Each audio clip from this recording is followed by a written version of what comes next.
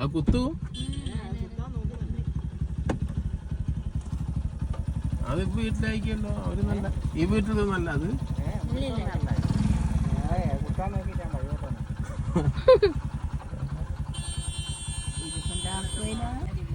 ഏട്ടാ